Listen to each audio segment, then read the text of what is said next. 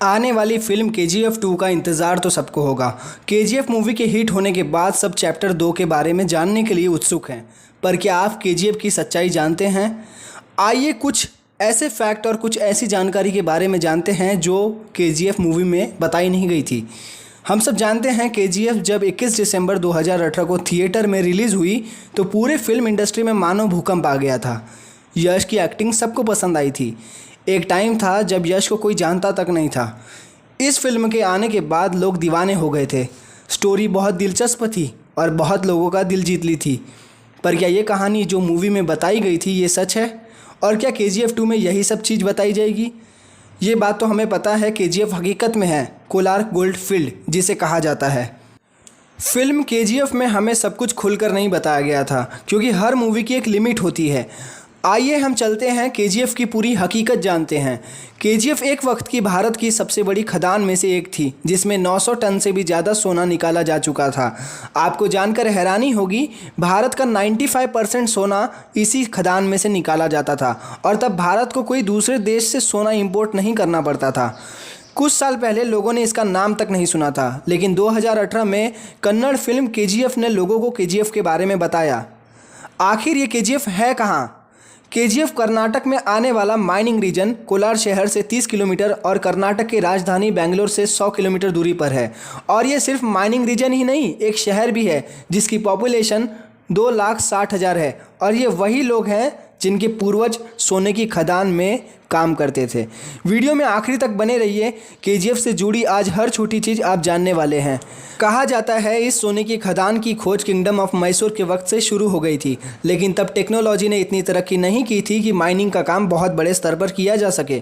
अगर देखें तो केजीएफ की माइनिंग का काम बड़े स्तर पर ब्रिटिश के वक्त से शुरू हुआ था। भारत की हर वैल्यूबल चीज़ों पर ब्रिटिश की नज़र थी। आइए जानते हैं किसकी आंखें इस सोने की खदान पर पड़ी थी। भारत में ब्रिटिश राज होने के पहले से ही खबर छपती रहती थी और यहाँ के लोग दावा करते थे कि इस ज़मीन के नीचे सोना है। पर उस वक्त टेक्नोलॉजी और संसाधन न होने की वजह से माइनिंग नहीं हो सकी।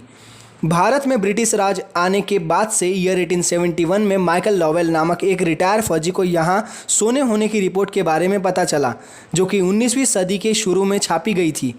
ये रिपोर्ट को पढ़ते ही माइकल के दिमाग में ख्याल आया कि क्यों ना इस जगह पर माइनिंग की जाए, और इसी सोच को रखते माइकल ने सालों सर्वे और खोज कराए और उन्हें सोना मिल गया। बाद में ईयर 1875 में उन्हें माइनिंग की परमिशन भी मिल गई गवर्नमेंट से। केजीएफ बहुत बड़ा माइनिंग रीजन था और इतने बड़े प्रोजेक्ट के लिए पैसे की ज़रूरत तो पड़ेगी ही। माइकल के पास इतने पैसे नहीं थे कि वो इतना इन्वेस्ट कर सके। उसने इन्वेस्टर को ढूंढना शुरू कर दिया और इस तरह से माइनिंग का काम जॉन टेलर एंड सन नाम की ब्रिटिश कंपनी के हाथ दे दिया गया। ईयर 1880 में कंपनी ने काम अपने हाथ में ले लिया था। इस कंपनी के आने के बाद माइनिंग का काम ज़ोर शोर से शुरू हो गया। शुरू में मज़दूर बहुत ख़राब कंडीशन में काम किया करते थे क्योंकि उस टाइम मशीनरी और बिजली दोनों बहुत कम थे, इसलिए सब काम मज़दूर अपने हाथों से किया करते थे। उस समय इस खदान में बहुत हादसे हुआ करते थे और बहुत मज़दूर अपनी जान गंवा देते थे। एक सरकारी आंकड़े की बात करें तो 120 साल में 6,000 से भी ज़्यादा मज़दूरों ने अपनी जान दे दी थी। 1890 में कंपनी ने काम की स्पीड बढ़ाने के लिए मशीनरीज लगवाईं और ये मशीन्स इतनी मजबूत थी कि इन्हीं मशीनों से 1990 तक माइनिंग हुई। मशीनरी लगने के बाद कंपनी को इलेक्ट्रिसिटी भी चाहिए थी क्योंकि अंदर बहुत ज़्यादा अंधेरा रहता था, और इसी ज़रूरत को पूरा करने के लिए पहला हाइड्रो इलेक्ट्रिक प्लांट लगाया गया था जिसे हम कावेरी इलेक्ट्रिक पावर प्लांट के नाम से जानते हैं। जिस वक्त दुनिया में बिजली ठीक तरीके से पहुंच नहीं पाई थी उस वक्त केजीएफ पूरी तरह से इलेक्ट्रिक हो गया था। सब ज़रूरतें पूरी करते करते 1902 भी आ गया था। केजीएफ 95% से भी ज़्यादा गोल्ड प्रोड्यूस करने लगा था। केजीएफ को मिनी इंग्लैंड बुलाया जाने लगा था क्योंकि बिजली होने के कारण बहुत से बड़े ब्रिटिश ऑफिसर ने अपना घर यहीं बनवाना शुरू कर दिया था। देखते देखते बड़े शहर में तब्दील होने लगा था, पर यह सब सिर्फ अंग्रेज़ों के लिए था। हमारे भारतीय मजदूर वैसी ही ज़िंदगी जी रहे थे, मजदूरों वाली। साल 1956 में भारत सरकार ने इस माइनिंग को अपने अंदर ले लिया।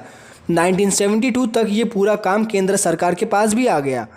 शुरू में जब माइनिंग स्टार्ट हुई थी तो सोना ऊपर ही मिल जाता था, पर खुदाई करते करते ज़मीन और गहरी हो गई थी और जब ये भारत सरकार के पास आई तो इसकी गहराई 3 किलोमीटर हो गई थी और उस समय दूसरी सबसे गहरी माइनिंग कहा जाता था।